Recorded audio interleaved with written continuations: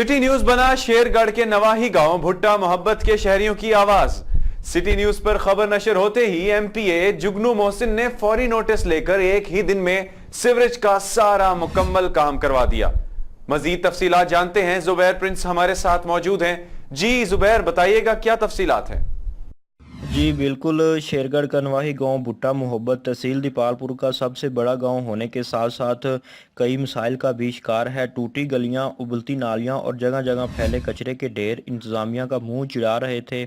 इसके अलावा गांव भुट्टा मोहब्बत की हर गली और बाजार गंदगी और गलाजत से भरी हुई थी, जिससे नमाजी हजरात, तलबा और तालिबात और कारोबारी लोग भी शदीद मुश्किलात का शिकार थे।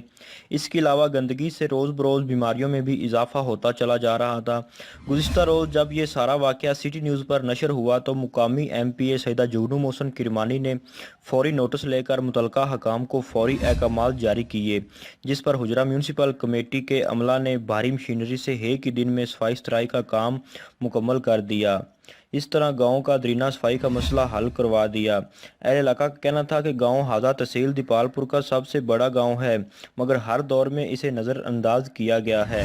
अहले इलाका ने खुसूसी तौर पर सैयदा जुगनू मोहसिन किरमानी का शुक्रिया अदा किया और कहा कि एमपीए जुगनू मोहसिन ने इस दरीने मसले से निजात दिलवा कर हमारे दिल जीत लिए हैं। जी बहुत शुक्रिया जुबैर, तफसीलात से आगाह करने के लिए।